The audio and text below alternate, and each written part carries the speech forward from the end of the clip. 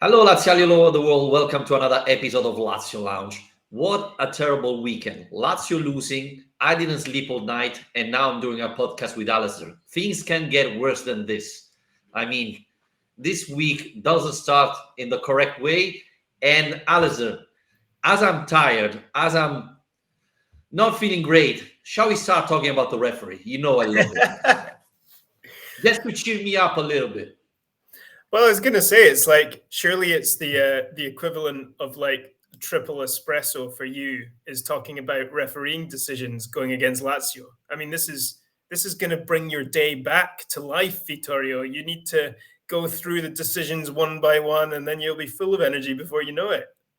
Yeah, we don't have 1 hour episodes for the referee, unfortunately. So we have to sum it up. Uh, shall we talk about the penalty of Zai and the goal? Because honestly, I didn't know this from the stadium. I don't know if you noticed, but the free kick, the throw in, he has 1 foot completely on the pitch. How can it be possible in Serie A nobody noticing that? Uh, I didn't notice for a Neither did I, start. to be honest. I mean, it's not my job to notice, I guess, but yeah, that one. That one kind of seemed to emerge afterwards a little bit.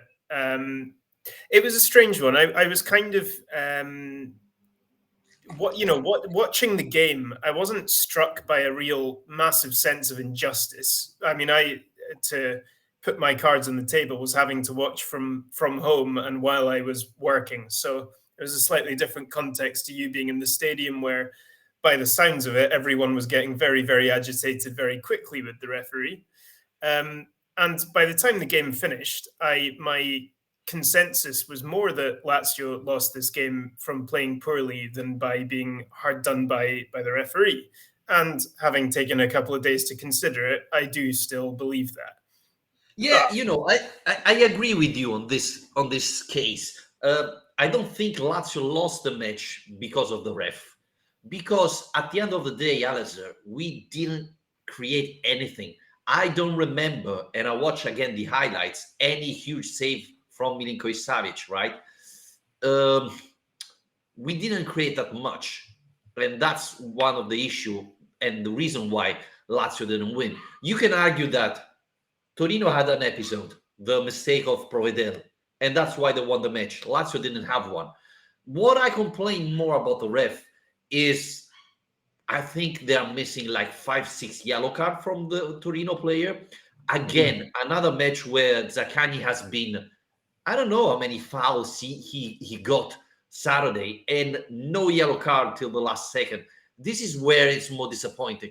But the thing that strikes me is that yesterday, I don't know, for the people abroad, Gazzetta dello Sport, that is the newspaper owned by Torino president, said that the referee was great, and Rocchi, that is the president of the referees, Italian referee, said he played great. And this morning, Corriere dello Sport, who is not owned by Torino president, said that Rocchi was very disappointed and the referee would have been stopped.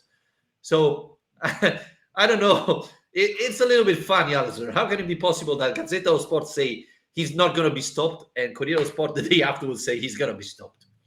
Well, you're now managing to bring in the second thing that makes you most angry in Italian football, which is the media.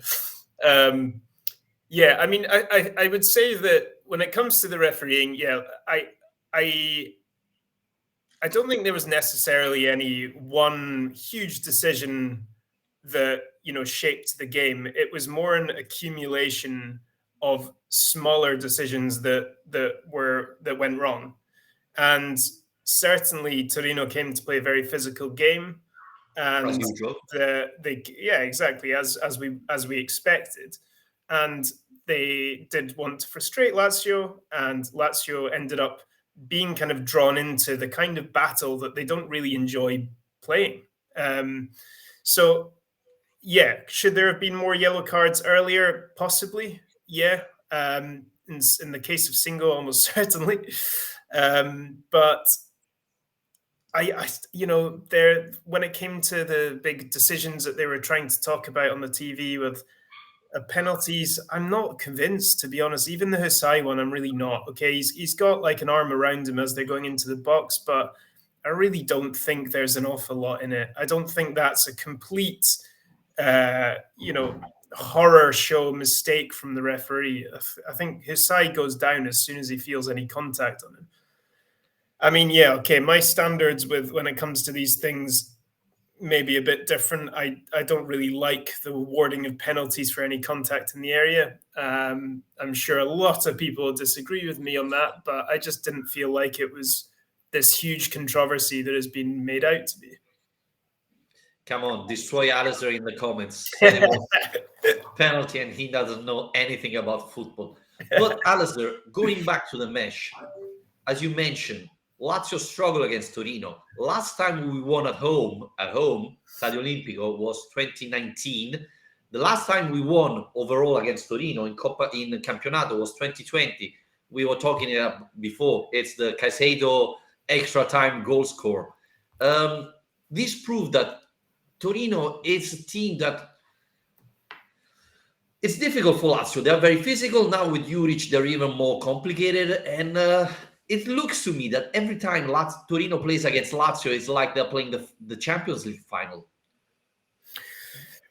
Yeah, well, one of the questions we got, Craig Webster, no wins in 5 against Torino. Are they becoming a bogey team for Lazio? I think they absolutely are by now, aren't they? I mean, it used to be what Genoa, Chievo, but I think they've obviously both disappeared, thankfully. But yeah, Torino has become that team, like you say. I was looking back at it earlier. It's not been since that crazy Caicedo 98th minute winner in Turin in the middle of COVID that we actually beat them at all. Yeah, I mean, the other thing, though, I guess one of the questions we got was about I can't find it quite right now, but what was basically about this idea that Torino have worked Lazio out, and they know, like, if you rough them up, if you give them a hard time, then you can beat them, and that's a blueprint for others to follow. I don't really buy that, to be honest. I think that's exactly the same kind of approach Roma wanted to take in both derby games. Lazio won both derby games. Lazio have come up against teams that play 3-5-2, teams that play physically before, and they've not had as many problems with it. There is an issue that they have with this particular Torino side. I don't think it's a blueprint. It's not as simple as that. It's not like saying, X team beat Lazio, so now everyone else can go and follow the same way. I think they have the right personnel and the right coach to be able to actually create a game plan that does suffocate Lazio in a way that other teams have been unable to. The big difference, though, I think, just final point, was that for once a defensive mistake occurred, which was with Provedel on the goal. And if it wasn't for that, Torino had the better chances in this game. But if it wasn't for that, you're talking about a 0-0 draw, another clean sheet. At least you get something from the game. Yeah, and I mean, Torino didn't create nothing massively. Even the goal, it's a shot from outside. It's not that they had 1-on-1 against Provedel very often. I don't think they had one, probably at the beginning, and that's it. So this was a draw. If Provedel, who has been astonishing all year long, so we cannot blame Provedel for this, doesn't make that mistake, it's a 0-0 draw. So it's not that Torino dominated and deserved to win. I don't agree with the words Juric said after the match. We deserve to win. No, you didn't. You didn't create that much. And I think the problem, Alasdair, is also that I had the impression, I don't know if you felt the same, that our Milinkovic Savic, was feeling a little bit uncomfortable to play against his brother. He didn't perform that well. I mean, even the free kick he had, that was a huge chance. That was pretty much a pass to the goalkeeper instead of a shot on target. And he didn't do anything again. So if you stop Milinkovic Savic, you'd love to play against your brother. What an opportunity. I'd love that. Yeah, I mean, I would have loved, but it doesn't look Sergej loved that. So, yeah. Well, what about this? I mean, one of the Karsten has asked us just how do we get this team to score goals? And we're kind of cycling back to obviously an old conversation we've had several times since the turn of the year. But then again, this team has been scoring goals recently. Bring But in it was a Marcos big problem in Antonio. this That's the game. So secret. what do you think is the problem that happened on Saturday compared to previous matches? Bring in Marcos Antonio. That's the secret. No, but seriously, I think Lazio was a little bit slow in moving the ball, and against this type of team, you struggle.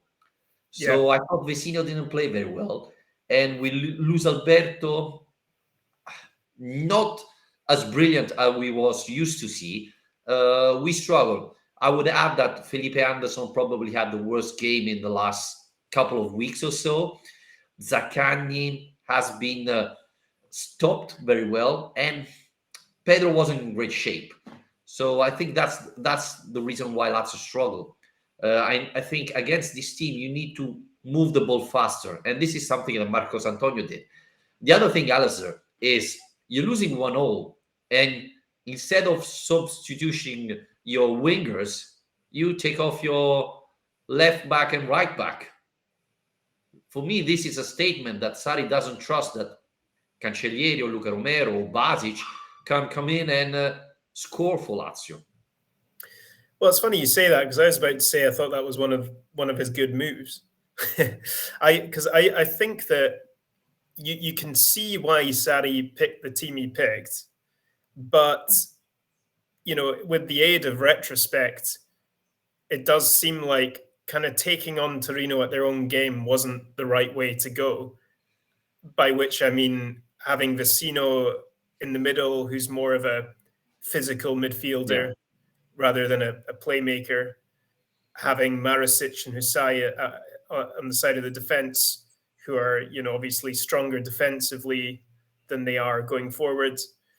And I think as soon as Antonio comes on and he's wanting the ball all the time and he's trying to move the ball quickly and zip it around, that was encouraging. By the way, I think it was after his goal last week. It Yeah. was great to see him come on and make a good impact. But I think by having Pellegrini and Lazzari on the side, you immediately have that kind of attacking threat down both sides. And Pellegrini now is capable of producing a threat there. And I think I read something, they put in something like 10 crosses between them after coming on, which is obviously not led to anything, but goes to show that they are getting into the right areas. So I think that perhaps now that we can see it, it's always easier afterwards, isn't it? But maybe having more of an attacking game plan, looking more to, be proactive and move the ball quickly and get the ball into dangerous areas and push bodies forward. Maybe that's a better way to go against Torino than trying to kind of get in this arm wrestle with them, because that's what they want. Yeah, I think Pellegrini and Lazzari had a good game. The problem is with Milinkovic Savic playing like that, we struggle to take chances. I mean, we had a lot of crosses, but we didn't create pretty much nothing out of them. So that's the problem. And to finish what I was saying is that, having Lazzari and Pellegrini means having defenders that push more. But one of the problem is this, again, Lazio just won 3 matches where we conceded a goal, and 2 of them came on August. The third one was Lazio Juventus. Again, we went down and we weren't able to recover. And I think one of the issue is the bench, because yes, on Saturday Ciro came in, he's not fit. It wasn't unbelievable to see him play. But apart from Ciro, you look our bench and you say, you don't find one player that say, hey, he comes in and he's going to score. Because Luca Romero scored once, Cancellieri none, Basic didn't create anything this year. So I think that's a problem, right? Yeah, I think it is quite a telling stat. That one is amazing, really, to think that Lazio haven't been able to win any of those games for that long. But yeah, I think it does tell you that the kind of depth of the squad. There's not enough goals in the squad. I think it probably tells you as well that,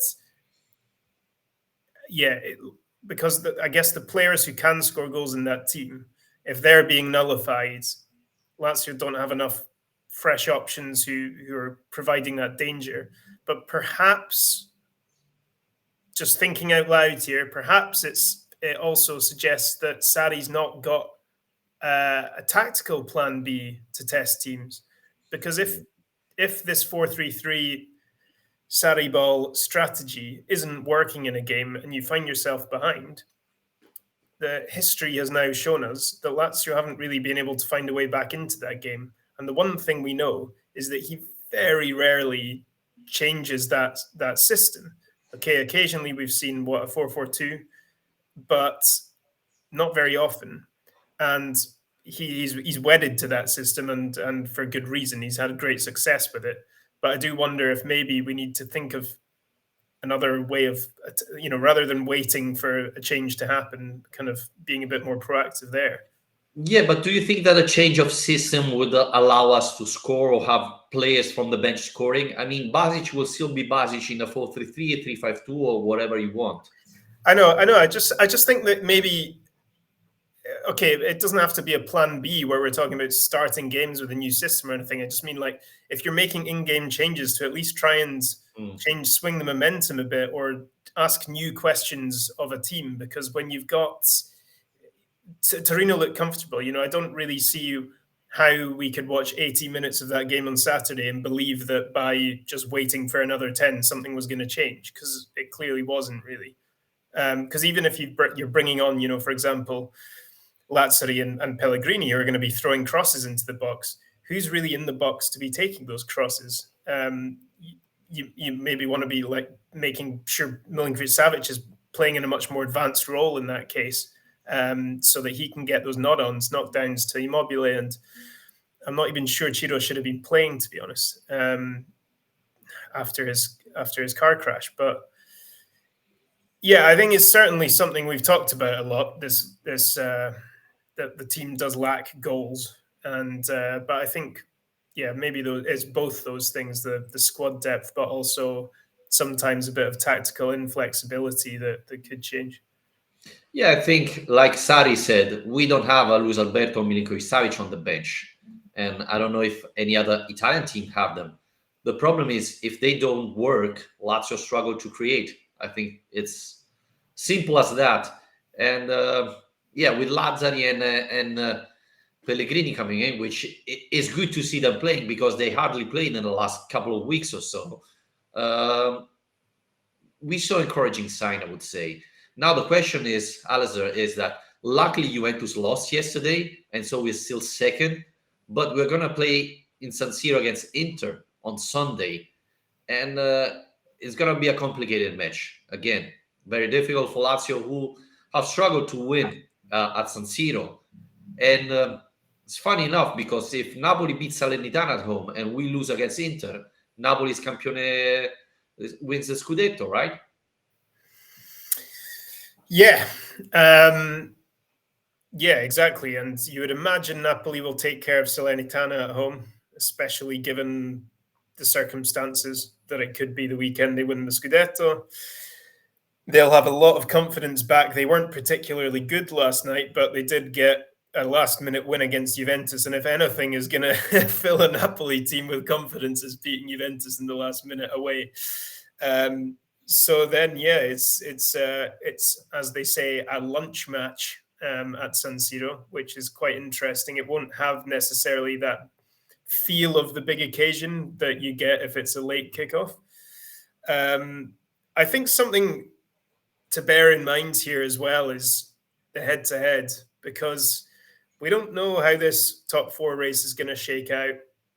We're still in a good position, like you said, but one of the kind of hidden things that means we really are in a good position is our record against a lot of these teams around us on the head-to-head. And of course, we beat Inter 3-1. When was it? Back in August. Yeah. So even if we're going to draw or lose, we need to make sure it's not by 2 goals or more, so that we can maintain that. Yeah, I mean, that's a valid point. And Alasdair, I know we lost Champions League in dramatic fashion in the past, but I read too much pessimism in Lazio fan at the moment. We're still second, guys. We're still second. Yes, Milan and Inter won. We are 5 points from the fifth spot, but 8 games missing, and the next three are quite complicated. Let's be honest. Inter, Sassuolo, Milan, two away games, and at home against Sassuolo, which is another problem for us, right? Sassuolo, Chievo, Torino are our worst opponent in the last couple of years or so. But after that, we have four, I wouldn't say easy matches because none of them are easy, but definitely matches Lazio can win. And if we can win the last 4 games, we should be able to finish in the top four, right? Yeah, I mean, you're right. I think people want to be miserable sometimes. They take great pleasure in the kind of despair that comes with supporting Lazio. But yeah, I mean, look, if we'd said at the start of the season we're going to be second and how many points? 5 points clear of fifth with 7 games to go. Of course, you're going to take that every single day of the week. So it's still a great position to be in. Yeah, okay, there are concerns, and people are right to raise the concerns that they have, because there is obviously a problem with scoring goals, and Torino obviously underlined a few issues. But with people complaining about lack of consistency and stuff, I don't think that's really fair, because the team has been really consistent recently. That was 8-game unbeaten run until Saturday. You don't suddenly become inconsistent if you lose 1 game after 8. We're not going to win every game for the rest of the season. You're inconsistent if we go and lose to Sassuolo, beat Inter, and lose to Sassuolo. Then you can call us inconsistent again. But Alex, do you think the fact that they gave back 15 points to Juventus, and before, we were second with 5 points ahead of the third team, and now instead with Juventus back there, we are just 2 points ahead. Do you think this changed the point of view of a lot of Lazio fan? Because last week a lot of people were saying, "Hey, Lazio will finish second," because we had 5 points ahead of Roma. We won both derbies, so they had to finish not at the same point but above us. So it was a little bit complicated. Now with Juventus back in the race, we suddenly realized, well, there's a big chance we won't finish second, and this shift a little bit the comfortable feeling of Lazio fan, right? Yeah, well, I think it's the two games against the Milan clubs that's scaring people. But you can easily flip that and look at that in the complete opposite way. It's actually an amazing opportunity, really, because it's right in your hands. Those are the only two teams, the only two at the moment, who are threatening Lazio playing in the Champions League next year, and we have a chance to go and beat them both, which would completely secure that position. We wouldn't be reliant on other results, really, by that point. If you can go and beat both of them. And look, Lazio's big game record gives us reason to be positive about that. We thrashed Milan 4-0 not very long ago. Okay, different Milan team back then to now, maybe. But 4-0 against Milan, 3-1 against Inter. So an aggregate score of 7-1 against the Milan team so far this season. And obviously beaten everyone else besides them too. So this Lazio team do like these games. They do enjoy them. And so I think that the air of pessimism is probably related to what position we would be in if we lose both those games. But I think we need to look at it differently given what we've seen already this season. I mean, probably we are scared about our history where we lost again big matches that cost us Champions League position. And I didn't ask you, what did you make about the Juventus sentence, giving them back the 15 points like this in mid-April with the Serie A still going on, with the chance that they would see after the season is over, deduction of points, penalty, and things like that. Do you agree with what Sarri said and other managers said, that this is not fair? Yeah, I think the whole thing's been really badly handled. I wasn't surprised, to be honest, when the deduction was overturned. But Yeah, it's been a huge distraction. I mean, Allegri said a couple of days ago that he thought Juve might have 10 more points by now if it wasn't for the distraction of this. Not totally convinced by that, given how they've Yeah, played this season, but obviously it does underline the fact that it's affected Juventus. How could it not? But it's also affected all the clubs around them because there's this constant asterisk about what the table looks like and what the table could look like. And yeah, I think it's a complete farce. I think it's only in Serie A you would really find this kind of situation. And yeah, like you say, it's been overturned, but again, even then, overturned with an asterisk of a third trial coming up again, and nothing happens quickly. So this will obviously be ongoing. yeah. In the meantime, there's other investigations happening. We talked about the Lazio one before, Roma, Napoli, Salernitana. So yeah, I don't know. It's you can understand why these things need to be done properly and legally. I guess that there are things to consider, but it's been a huge sideshow, and it kind of makes the league not look very serious, to be honest. No. Talking about different thing, Gashlia Binot 19 asked us if we can possible update us on Laziali from abroad regarding the recent statement of the Curva Nord towards the team. Well, basically, what they said, the statement said that we need to do what we did at the end of the match, that the players came under the Curva Nord and the fans chant all together. And basically, we have to keep it up together. We have to not get divided now in the most important part of the season. And together, we're going to make it. Again, about Iglitare, Alasdair, we don't have any news about the situation. There have been a lot of rumors about his contract. Uh, People say, some newspapers said that he's been heavily linked with Juventus and then Milan. Others says that Lotito has offered a lower contract, a lower uh, contract for Tare now that he's losing some power. Someone said that it's all said and done. So I don't know what to say about that. What's your take? What do you think about Tare? Is he staying? Is he leaving? Hmm. Um, yeah, I don't know. I mean, I do wonder if his time could be up at the end of the season. I think that Sarri, regardless of how true or not the various rumors about his relationship with Sarri are, there's clearly uh, something going on, and yeah, I just think as well, maybe you need fresh ideas at a certain point. Sarri coming in did kind of herald a new era in a certain extent because Inzaghi was very much a club man who'd come through the ranks and so on.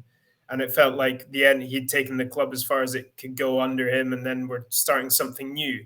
And Tari doesn't represent the new. He's very much of the old guard.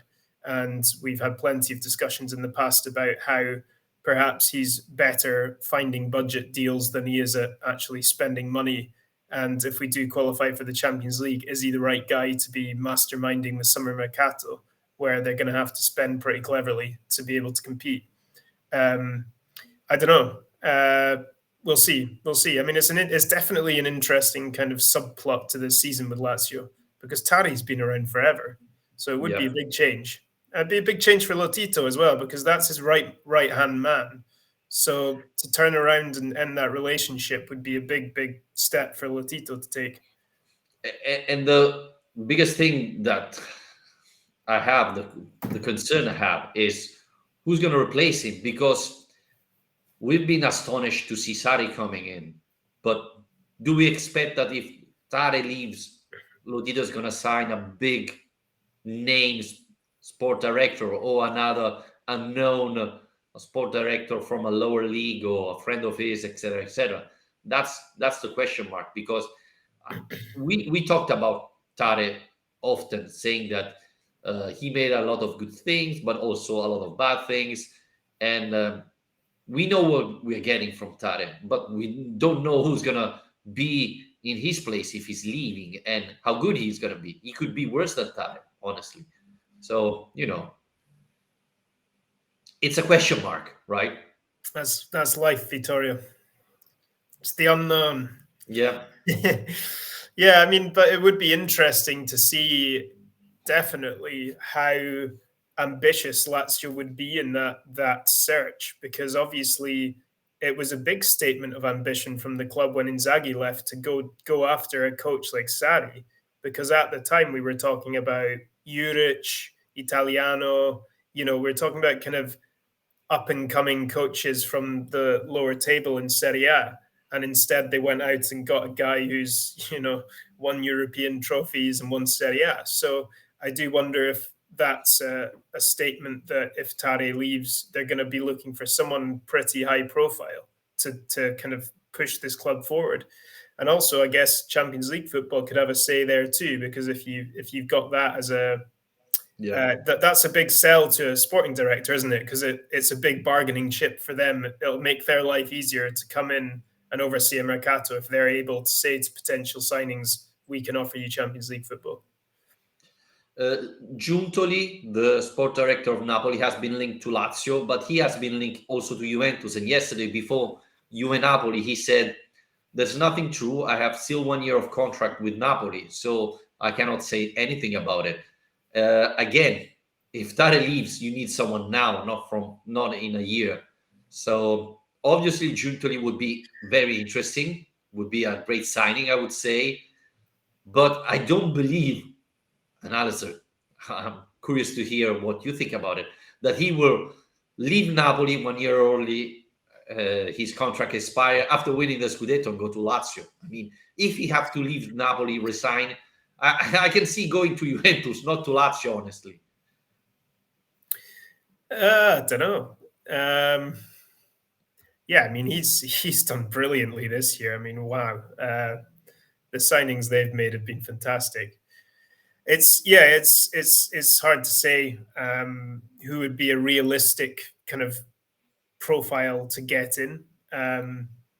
Yeah, and then again, though, is winning the Scudetto not the perfect time to leave? You can't better that, can you? Yeah. Well, do you think Napoli can be a contender in Champions League next year?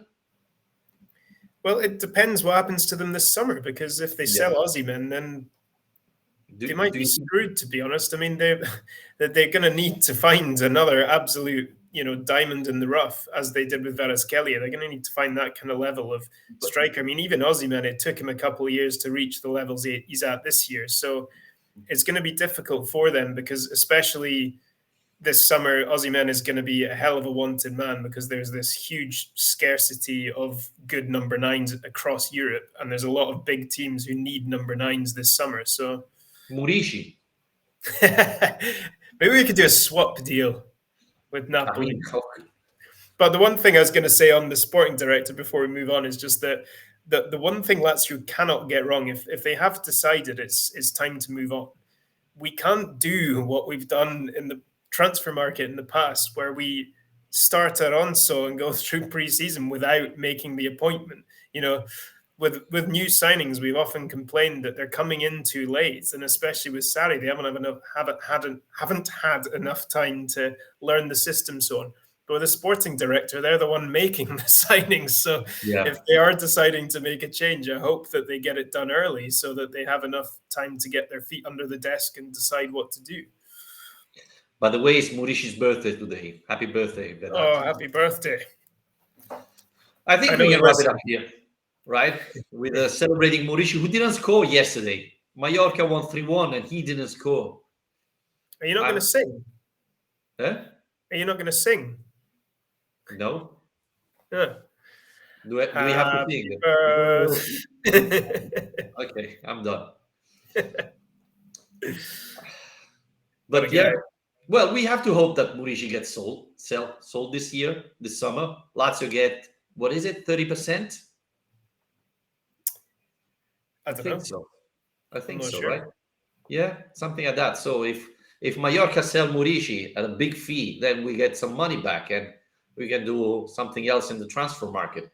We're going to talk about transfer market maybe another day. Now it's looking too far ahead now. yeah. We have to focus on Inter, Lazio, Inzaghi again. Last year wasn't a great match for us. we've been dominated. So we hope that this time things change. And it's important to have Ciro back at 100%. He played Saturday. He wasn't really in great shape. We saw him, but it was good to see him back, honestly. Yeah. Yeah, I think it's been really bad timing, as we said last week. I feel really sorry for the guy that he was finally getting back to fitness, and then that happened. So, like I said, I wasn't totally convinced he should have been rushed back as quickly as he was, but he always wants to play. That's the problem. Well, it's not a problem. There's a great attitude, Yeah. but yeah, we need to make sure he's fully fit so that he can really contribute in the way that we know he can. So, yeah, Sunday lunchtime. Hopefully, we see the best of Ciro again. Are you scared about Lukaku, who finally got back scoring just a week before Lazio, obviously, right? Yeah, it's a bit worrying. Well, I mean, it will be interesting to see what Inzaghi does with that team because he changed 9 players against Empoli. And we've seen Pioli do a similar thing with Milan recently around the Champions League games. And there is absolutely no doubt that both of those clubs are going to be prioritizing winning that semi-final over their league games. We've already seen that from their selection and performances. So how much of a distraction will it be? It is something that perhaps can give us a glimmer of hope. But then again, what better way for them to go into a big European game than by winning a big match in the league? So it's a real motivation for them to beat Lazio too. And they've got, they've had a lot of criticism this year, and look, they've lost tons of games. Quite rightly, they've been criticised, but it's still the best, deepest squad in the league for me. Do you think the fact they're going to play Coppa Italia against Juventus on Wednesday will force Inzaghi to change a little bit and take some energy out of them? I mean, yeah, well, quite possibly. That's what I mean. Is they've got the Coppa, they've got the Champions League. It's going to be hard for them to know for Inzaghi to know how to manage all that. And as we've seen in the past, he's not always brilliant at doing that in the league. And this year, especially, this idea of him being a great cup manager and not having the consistency for a league season, I think that's become a very mainstream opinion this season. Whereas we've seen that from his time at Lazio, even where he struggles with the consistency issue in the league. So hopefully that continues. If Inzaghi is able to win in the cup and the Champions League, fine, as long as they lose on Sunday. Yeah, definitely. Let's hope. Cross fingers. Thanks again, Alasdair, for joining me. Thanks everybody for listening. Remember to rate and review our podcast. And if you want to support us, patreon.com/Lazio Lounge. And we'll be back after Inter Lazio. Very, very, very important match for all of us. Take care, guys. Cheers.